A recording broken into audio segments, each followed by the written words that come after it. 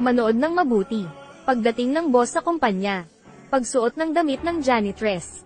Pagkatapos pumunta sa opisina, pero pagpasok niya, nagulat sa nakita. Binubuli ng isang manager ang isang 50 anyos na janitress. Hindi malinis ang sahig. Ano pa ang alam mo? Pasensya na po ma'am. Pupunasan ko ulit. Hindi naman kinaya ng babae. Pero di naman nakinig ang manager. Sa halip sinipa pa niya ang janitress. Magtrabaho ka na. Ang tamad mo. Kung di mo sinipa ang balde, di naman magiging marumi. Sino ka sa tingin mo? At pinagsasalitaan mo ako. Ako ang bagong tagapaglinis. Isa ka lang palang tagalinis. Ako ang manager dito. Pag kinalaban mo ako, ipapatanggal kita. Kahit manager ka, di ka pwedeng mambuli. Gusto mo patawarin kita. Okay. Lumuhod kayo. At humingi ng tawad. Sige, luluhod ako. Para mapatawad ng manager. Luluhod nga ang ale. Di siya mapigilan ng CEO. Takot si auntie na mawalan ng trabaho. May anak pala siyang may sakit. May anak akong may sakit. Hindi ako pwedeng mawalan ng trabaho. Luluhod ako. Ako na ang magbibigay ng pera sa iyo. Huwag kang lumuhod. Biglang dumating ang department manager. Sir Luo, bakit nandito ka? Ang gulo na kasi. Siyempre gusto kong malaman. Anong nangyari? Sir Luo, dumating ka sa tamang oras. Gusto kong magreklamo. Reklamo? Ano iyon? Inaabusa kasi ni Yunana ang janitress. Sana gawan mo ng paraan. At maging patas sa lahat. Abuso sa kapangyarihan. Ngunit napatulala na lang ang CEO. Ang lakas ng loob mo. Ano ngayon? Si Manager Yu ay nagtatrabaho ng gusto. Paano mo nagawa ito, bago ka pa lang? Binabalaan kita, kung maglakas loob kang magsalita muli, tatapusin kita. Makinig kayong lahat, kamakailan ay nagsasagawa ang kumpanya ng pagsusuri. Dapat tapat kayo sa akin. Kapag nanggulo kayo, papaalisin ko kayo. Kalimutan mo na. Si Ma'am Yu ay kabit ni Sir Luo. Hindi natin kaya. Ganoon pala, ginagamit nyo ang pwesto nyo. Akala nyo di malalaman. Ha ha ha ha. Ako ang batas dito. Ako ang emperador dito. Kailangang makinig sa akin ang lahat. Simula ngayon. Ikaw maglilinis ng mga banyo ng panglalaki. Ano? Para mas malaman pa ang mga hayop sa opisina, pinili ng CEO na tiisin. Itong si Luo Yun. Siguradong may kasabwat. Binibini. Ate Chunmei, ito ang iyong anak. Sobrang cute. May sakit sa puso ang anak ko. Kaya ganun. Nagkakilala ang CEO at ang janitress. Pero hindi naman sila. Titigilan ng manager. Nagplano ng frame-up. Tingnan nyo ang locker.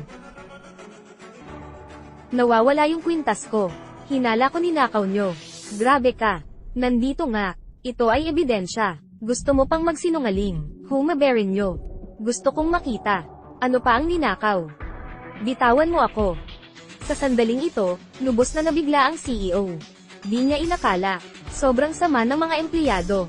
Lumuhad ka at humingi ng tawad. Tumahol na parang aso. Para pakawalan kita, lumuhad ka.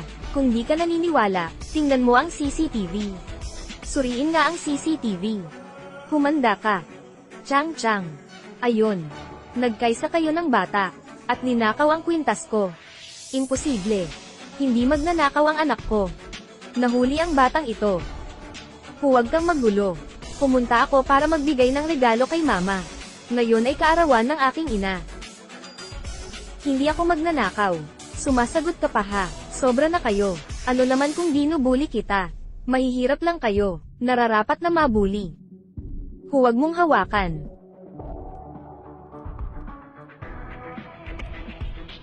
Dapat may solusyon. Papaalisin ko kayo. Sino ang papaalisin mo? Habang nagmamataas siya, biglang dumating ang head ng HR. Bakit ka nandito? Si Xiao Jonji mula sa HR. Nakita niya na yata ako noon. Yunana, hindi ko alam kung kailan napunta sa iyo. Ang trabaho ko, Sir Xiao, magnanakaw silang dalawa. Ninakaw ang kwintas ko. Gusto ko lang sila maparusahan. Dapat paalisin. May kinuha ba kayo kay Yunana? Maging tapat. Wala po. Sinungaling. Nakita ang kwintas ko sa locker niya. May CCTV pa. Sige, alinsunod sa mga patakaran ng kumpanya. Dapat paalisin. Ang sweldo ngayong buwan. Ay wala na rin. Pag nagkagulo pa rito, dadalhin ko kayo sa pulis. Di inaasahan na hindi rin pala iba. Ang HR manager. Pinarusahan na sila. Hindi na siya makatiis. Buksan ang iyong mga mata at tingnan. Sino ako? Ikaw. Ikaw ay. Wala akong pakialam kung sino ka. Bawal manggulo rito. Pero dahil isang beses lang siya nakita, hindi siya nakilala nito. Si Chin mo ay ang aking bise. Ha ha ha. Ikaw na isang janitress. Ang kapal mong sabihin yan. Kahit na maganda ka, di ka karapat-dapat. Ha ha ha. Paalisin mo ang dalawang magnanakaw. Pinaalis na nga ang CEO at ang ginang. Gustong ipagtanggol ng bata ang ina, pero tinulak siya. Bakit mo sinaktan ang bata? Sinaktan ko. Sinong nakakita? Para sa akin. Ikaw ang tumulak sa kanya. Ano ang pinagsasabi mo? Sige. Mayroong 100,000 yuan sa card na ito. Basta sabihin mo na siya ang nagtulak sa anak mo. Ang perang ito ay sa iyo. Mina maliit pa rin. Nila ang CEO. Para sa pera, nagsinungaling. Ang ale. Siya ay tumulak kay Chang Chang. Mama, naalala ko, siya ang pumasok sa break room. Siya naglagay ng kwintas sa locker. Akin na. Hey, hindi ba sabi mo na ibibigay ang pera sa akin? Bakit mo kinuha? Sabi-sabi lang naman. Bakit mo sineryoso? Pati ang mabait na ale ay minamaliit din ng mga managers. Di na nagtago pa ang CEO. Agad niyang sinabing tinatanggal na niya ang HR. Pero siya ay pinagtawanan. Pinapaalis mo ako. Ako kayang magpaalis sa iyo. Pagsisisihan mo ito. Pagkatapos tinawagan niya ang bise. 10 minuto lang. Agad mong tanggalin si Xiao Jonji. Marunong talaga siyang umarte. Kung ikaw si MS Fang. Ako ang ama ni MS Fang. Ako naman ang ina. Ano ang pinagsasabi mo? Talagang sinabi niya na siya si MS Fang. Tinatawag pa si Sir Chin. Sobrang nakakatawa hahaha. Kung talagang magpapakita si Mr. Chin dito, agad kong huhuberin ang aking damit. Ngunit kung hindi magpakita si Mr. Chin, ikaw ang maghuhubad. At pagsisilbihan ako, ang bastos mo. Pinapahiya ba kita? Ang lakas ng loob mo. Ano ngayon? Sa tingin mo ba ikaw si MS Fang? Xiao Jonji, ano ang sinasabi mo? Ikaw si Mr. Chin. Siya ang presidente ng buong Shengxi Group. MS Fang.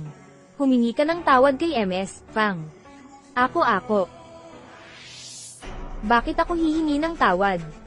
Nang sinabi na ng bise ang totoong pagkatao, sinampal ng mga manager ang CEO. Ano kaya ang nangyari?